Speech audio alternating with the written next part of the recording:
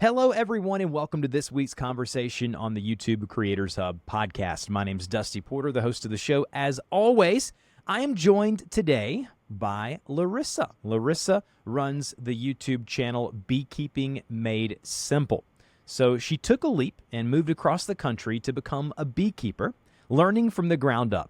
Her journey from losing her first hives to running a successful apiary in Hawaii and teaching beekeeping classes has led her to find Beekeeping Made Simple, which is her YouTube channel and business, and her goal with it is to help others learn how to keep bees the simple, sustainable way. Larissa, how are you doing today?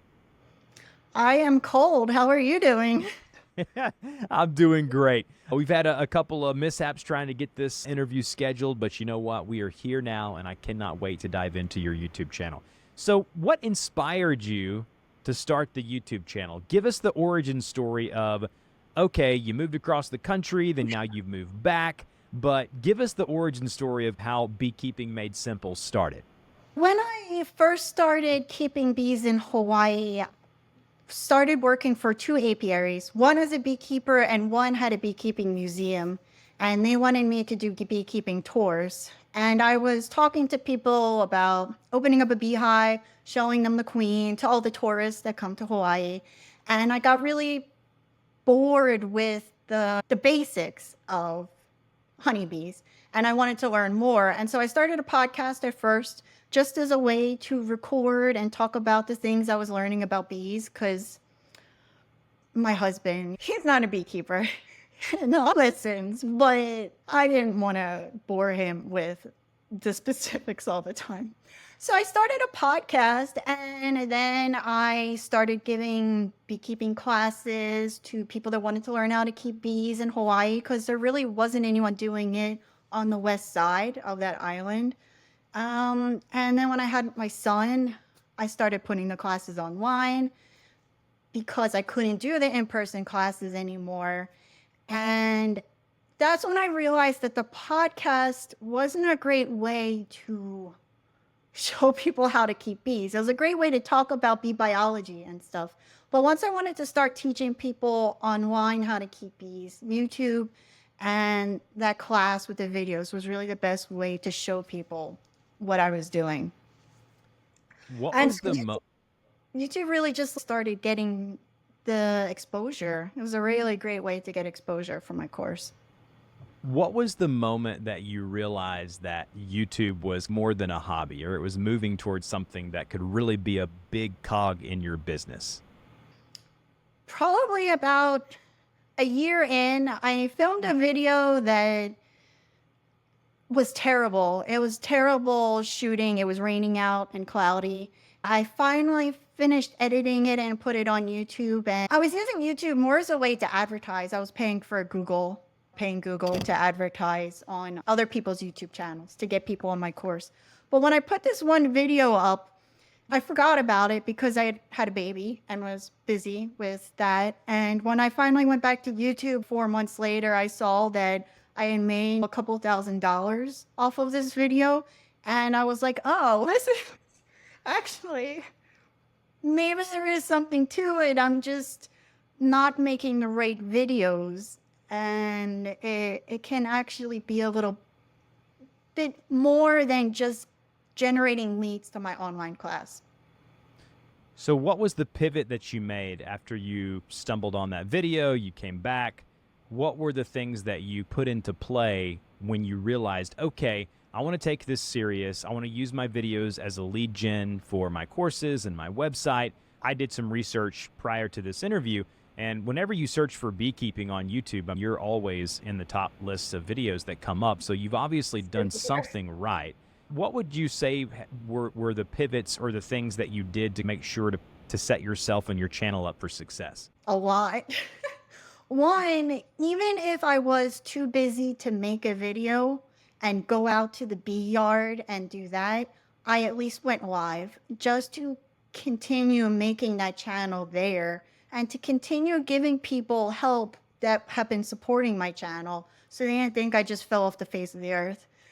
The other thing I did was I realized that I couldn't just make, I thought beekeeping was a very niche field and that was enough. If I was just in this topic, I didn't want to get any more specific than that because how many people are really researching beekeeping in comparison to like cooking and how to lose weight and how to run a business? Those really popular topics. But then I realized that if I focused even more on the beginner beekeeper and the these like basic principles, this video was what I wished I had seen when I was getting started. I was so confused. I read so many books, took a class, but I still was just very confused about these basic principles. And once I figured them out so that I could keep my personal beehives alive, I made videos that was just like, when you open a beehive, this is what you're looking at, and this is why they do this. And there's only two different kinds of things you're going to see here. It's going to be this or this. And just like breaking it down to like really simple terms, as opposed to, I think a lot of beekeepers aren't trying to talk to the beginners. They're talking to the sideliners, the people with 50 hives, and they're using all these terms that people don't know. And you're left with more questions than when you started. And so then my goal became, instead of people having to do you look at 5 more videos to answer their question, I want to fully answer a question so that they can actually be like, okay, now I know what to do. You mentioned live streaming. You stream the first Friday of every month, and you've stayed consistent with that, and it's really helped you form and build the trust in the community around the beekeeping community. What role would you say that live streaming has played in the growth of the channel and just you as a creator, the streaming aspect of things? Where does that fit in? I'm thinking about the live streaming a little bit differently now, and considering doing it a little bit more often. I really put myself out there to sound like an idiot sometimes, honestly, with the live streams, which I don't really see the other beekeepers doing. Other people will say, give me your questions, and I will address them in the live stream. And I just sit there and exhausted from taking care of a 3-year-old and a 5-year-old. And I'm like, okay, give me your questions. What can we talk about? And they just throw them at me like while I'm there. And so I think I've gotten a lot of support from some of the more advanced beekeepers and people that have been doing it a while too. And they join in on the chats, even if they're not learning much, as an additional person to offer their help and support and what they've been doing. And so I think just putting myself out there and just saying, okay, what can we talk about in addition to this one topic I've prepared? Everyone just works together to offer in their experience, which I really love. And would you just say the live streaming has really fostered the community aspect of kind of your channel and the content you're creating, because you are able to spend long amounts of time with these people and they're asking questions and they're bouncing ideas off of each other? So as far as a community building aspect of YouTube, would you say streaming is one of the key ways that you and others could do that? Yeah, I definitely am hoping to figure out ways to encourage that even more. Like once the stream is over, how can we encourage people to take that step to be a mentor for other beekeepers or to connect people? A lot of my students will sign on. I do a private live chat with the people that are members of my channel and my students, and it's commercial free. And then I do the live chat for everybody on the first Friday of the month. And so they're both really great ways for the community to get to know each other. But since I offer mentoring through my online program, it's a good way for me to get to know my students and for us to talk through problems and for people to learn from other people's problems. But that is something I've been thinking about, is like how to encourage even more community amongst people, which is the trouble with all of these online things, is that you don't have that physical community, and how do you keep it going? And you're fostering, you've been mentioning the membership site, and you obviously have the YouTube ad revenue, and we're going to be talking about how you monetize here in a few minutes. I'm really interested to hear the different ways that you've been able to leverage this YouTube community, other than just building the brand around beekeeping and what you're doing, but you're building a brand around you and the services that you offer. Can you give us a full walkthrough of the creative process of one of your videos from idea to upload? Like, what does that look like for you? I've been spending a lot more time just sketching things out. I try to sketch out at least, I've shifted a little bit. I now acknowledge that you really need people to click on your thumbnail or else what's the point of the video? It doesn't matter how good the video is. That video that did really well, that made me pivot in my channel, that video took months. It took 3 months before people started to watch it. And YouTube started to recommend it.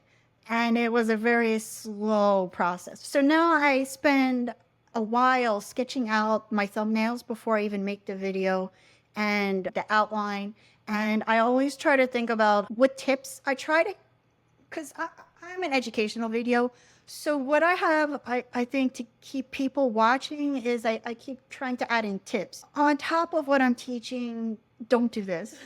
Or you could save time by doing this. Or try this gadget or something. So once I'm done my outline and sketching my thumbnails and work on my different titles, I'll just go through it and think about what tips I can add in, and I go through it again and readdress what is the real question I'm trying to answer with this video. Am I actually answering it? And then I go back to the intro and try to figure out whether the intro is going to lose people in the first minute or not. And then the filming process is a real pain in the butt, to be honest. I don't know if you've tried to film a video outside in the rain with a veil over your face, but it's hard. Right now it's winter time. We just moved back to Pennsylvania in August. It's not so bad. I have a light, I'm filming inside, but outside, the filming is a real pain in the butt. I went to college for graphic design. So I was a graphic designer full time for 10 plus years before even starting the channel. So I use the Adobe products because that's what I have on my computer. I try to add in as much like B-roll and text to follow up what I'm talking about in Premiere Pro. And I spend a lot more time than I should editing my videos, that's for sure. It's definitely something that's a goal of mine for this year, is to cut back on that. Either cut back or maybe hire someone to take care of it for you. That's something that I've been considering, and a lot of my things in my business is I've made a list of things that I love doing, I'm passionate about doing, and the content creation, the ideation, those kind of things. But the things that I really dislike, there's some really mundane things that I could take away and I wouldn't have to worry about them. I could offload those, and that's something that I'm considering myself.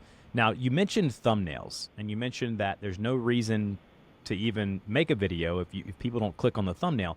So what are some things that you've learned along the way about thumbnails? Because as I look at your channel, as we're talking and before this interview, I've seen the evolution of your channel and the different thumbnail styles that you've used. So give us the things that you've learned along the way that have helped you to make sure people do click and that you're not just uploading to the void. I have been adding a lot more photos of myself on my channel, for better or worse. Some people might not want to learn from me just by looking at my face. I've done that too. I'm like, oh, I don't like to look at that person. I don't want to click on that video. Because beekeeping is a hobby for people that a lot of people are retired by the time they get into beekeeping. Some people don't want to learn from someone younger than them. But for the people that have watched my videos and like my style, I still put my photo on there so that they can easily recognize, oh, this is one of Larissa's videos. I haven't noticed that those videos do better than non-videos that don't have my face on them, but that is something that I've just chosen to do to help my followers click on them. Definitely nice pictures. I finally got a really nice camera for video and still photos, and bees are hard to take pictures of. They don't stand still. So I've taken a lot of pictures, and if you can get a really nice photo in there, especially a photo that just shows what's going on, or at least has a beehive on there, so that when someone's looking at it and it's this big, it's easily recognizable. I spend a lot of time on the thumbnail because it's just, yeah, it's so crucial. It So is. Do you do your thumbnails before you start working on the videos, or do you do it after? I do it after. A lot of times I forget to take a picture of myself. So then I'm taking a still frame from the video and putting it in there, comb my hair so that it looks nice for YouTube Yeah, thumbnail. it's funny. I've evolved how I do thumbnails and when I coach clients, and it's obviously a hot topic. And one of the things that people hate oftentimes is taking pictures of themselves and editing for hours, like images and videos of themselves. And I always tell people, if you have a problem listening to your own voice or you can't look at your own face, there's still times where I'm like, man, I'm tired of looking at myself. I'm tired of hearing myself, especially when you're working in podcasting like what I do. But understanding that you got to grow to love it, and grow to try to optimize it and the things that you're offering. So it's funny to hear you tell stories about fixing your hair and trying to get the images of that. Now let's talk about monetization and how you make money. You've got a great, wonderful website that you have a course, you have consulting and some classes that you do, you have some apparel. So break down how you make money and how YouTube plays a role in all of that. The most of my sales is from the course. Especially once I changed it from a flat fee to giving people the option to pay a monthly fee, that's really increased sales quite a bit. And YouTube advertising, it's nice, but it's definitely not paying the bills. It's just helps assist. And the apparel also, those things are all just like small additions to it. What I'm working on next really is a sponsorship. I had one beekeeping supply company contact me about sponsoring my live streams. And so now that's the next route for me, is really getting more sponsorships. I'm trying to not chase the ad revenue in YouTube. I feel like that's going to be a bad route.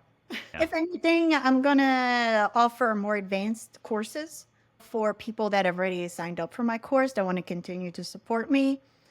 But the ad revenue is, I'm making like, I think last month was like 800 and something a month. And it's helpful, but And how much do you make on the course a month? that's about 3,500. Okay. And would you say that a lot of the people who are purchasing your course are consuming your free content on YouTube first, and then that's what you're using as a lead gen to get people into the course? Yeah. Because when people sign up for the course, there's a little survey in the beginning where I ask them their experience with bees and what they really want to learn about and how they found out about the course. And a lot of the people say that they found out about it through YouTube. And that's really like when I'm making a video, sometimes I'll make a video that I think is just a popular topic, but most of the time I'm like, is this going to get the attention of somebody that wants to take a beekeeping class and is serious about learning beekeeping? Because if they're not, and they just are curious how bees make honey, that's okay sometimes, but that's not really what I should be focusing my time on. Because I am not doing, this is not a full-time job for me right now. This is a part-time. I am spending 1 to 3 days a week, sometimes half days on. When my kids are full-time in school, then maybe it can be a full-time profession and I could focus more on YouTube sale, like making money from YouTube. But at the moment, the online course is really what works best for me. Let's talk about that for a minute. You mentioned not doing this full time. A lot of my listeners are not full-time creators. They're people who are aspiring to be, or they'd love to be, but right now they're people who are doing it as a hobby or a side hustle or whatever you want to call it. With that being the case, how do you manage your time as a creator, as a mom, as a partner, as someone who has their kind of hands in a lot of different things? How are you able to manage your time? And obviously, I know you could answer it by saying, I really don't. I think we all probably could answer it that way. But what are some tactics that you put in place? What are some tactics that you've put in place, to some guardrails to where you can manage your time as a creator? At the moment, my husband is not working full-time. So that is helpful. He is self-employed as well. And we just moved across the country. We have made a schedule with each other. When he is in another area of the house with the children and the door is shut and I am working. Mommy is working, and that means leave mommy alone. I do a lot of work in the evenings, to be honest. That's when I have preferred to do it. Before, I used to wake up early and do it before everyone woke up in the morning, and that was my time. I really just am trying to carve out a consistent time that I'm making myself that everybody else knows. What I found to be the worst, I at the very least know what not to do. What not to do is to try to squeeze little bits and pieces of trying to get work done when I'm with my kids, because that only leads to mom guilt. The best thing is to just find time when I'm not going to feel guilty or the kids aren't going to be like destroying something because I'm not paying attention. Yeah, it's really hard, especially when you're not able to say this is my full-time job, where you have to say, okay, I have to divide and conquer, and especially when you have kids like you do and I do, it's extremely difficult. And so it's nice to hear people that you can resonate with. If there was one thing that you wish you would have known sooner about YouTube and content creation, what would that one thing be? Really getting people to click on your video is more important than everything else that I'm making in the video. I focus so much on the content in my video and then really think about the process. The process of having a title for the video that's something someone's searching for in Google so that Google says, hey, why don't you check out this YouTube video? And a thumbnail that makes someone look at it and want to click on it. And those first minute or two before someone just switches to the next video, I focus so much on every other part of the video than those first 30 seconds. And those 30 seconds are so much more important than the next 15 minutes. So I wish I had just thought about that. It seems so simple, but like, it wasn't until I was listening to this audiobook about YouTube that I was like, which I was doing while cooking dinner. Like the typical like multitasking while being a parent, listening to YouTube audiobooks while like driving my kids to school and stuff. And then I was like, oh yeah, that makes so much sense. Why didn't I ever do that? Yeah, that's awesome. What's next for the channel? What are you working on? You mentioned maybe some more courses, but as far as the YouTube channel itself goes, are there anything for the short and long-term future that you're working on right now? Yeah, this year is a little scary for me because I started keeping bees in Philadelphia for 2 years. They died both years. So I went to Hawaii for an internship and ended up staying there for 11 years. And now that I'm back in Pennsylvania, I am going to be keeping bees for the first time in this climate zone again. And everybody says that beekeeping is harder when it's cold. And I've always said it's hard in Hawaii too. It's not cold, but when insects never have a frost, all those pests that kill the bees never have a frost and die either. And so beekeeping in Hawaii can be incredibly difficult. But now is the test. Can I actually keep bees in this cold climate? Will they survive a winter like I have told people that I can do? And so there's that. A lot of people have now said, now that you were in my climate zone, I signed up for your class, or now I'm tuning in more because I can ask you more questions. And I was always a fear of mine was that people wouldn't listen to me because I was in Hawaii. And how many people are in this tropical climate like me that can learn from me? This year, in addition to just it being winter time, I started a series called The Beekeeper's Diary. And that's in addition to just step-by-step how-to explanations of videos. This is just me opening up hives and checking the bees and seeing what's going on with my hives and all the problems that come up. Just this last week, my husband told me he thought he saw a bear scat in the backyard, which is not good for bees. Bears will destroy hives and they will go past an electric fence. This is like the kind of stuff that I'm talking about in the diary. And I've never done that. I've always just heavily edited my videos and cut out all of the slow stuff. But I am now showing this opposite extreme for the people that want to see all of those steps in between that people cut out and all of the mistakes and things that beekeepers. Yeah. You mentioned with your process of video editing, you mentioned watching the first minute and making sure that people aren't going to fall off. We know, and people listening to this know how important it is as a creator to capture the attention of the viewer right off the bat really quickly.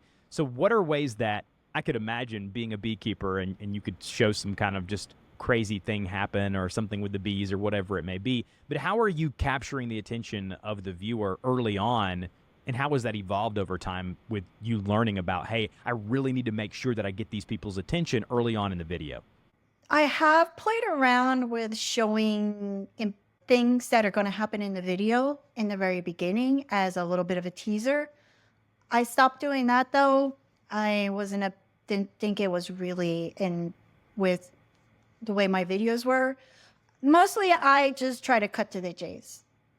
The intro should not be more than like 30 seconds or a minute, and let's get to it. Let's get to why you're here. And really the intro should be small, if almost existent at all. I used to even give people my experience. I had that typical imposter syndrome, which maybe is also something about people when you're in your 20s or 30s that you wonder, is someone that's twice my age going to want to listen to me? Who am I? Or don't I need 2,000 hives, not 25 hives? And so I used to start my videos with like, I've been beekeeping for 10 years and I worked for a commercial apiary for 7. And I'm like, okay, that's enough of this. I don't need to say this in every single video. Maybe some people care, but I think they care more about the reason why they clicked on the video and getting the answer to their question. I love the realness in that answer because I completely resonate with that. I go back and watch my old intros even a year or two ago, and I say to myself, why did I even mention that? What am I doing? And it's something that I'm actually assessing with this podcast, that this show's been going on now for almost 14 years, and I've been doing interviews and have done almost 500 interviews. And I listen to some of the old episodes, and I just say to myself, it's time to evolve. It's time to take that intro and cut it down and figure out ways to really capture people's attention early on. So I really love the realness in your answer there. All right, guys, I really have enjoyed talking to Larissa. This has been a great conversation. It's one of my favorite things about this show is that I can go one week and talk to a business professional, and the next week I'm talking to a beekeeper. And it's the beauty of YouTube is that it's a platform for everyone, and we can just find our own little niches, our own little spaces on the platform. So, Larissa, thank you so much. If you want to see what she has going on, again, it's at beekeepingmadesimple.com. Oh, on YouTube, it's just Beekeeping Made Simple is her YouTube channel. She's got a great community over there. And Larissa, thank you so much for joining us this week. Yeah, thanks for having me, Dusty.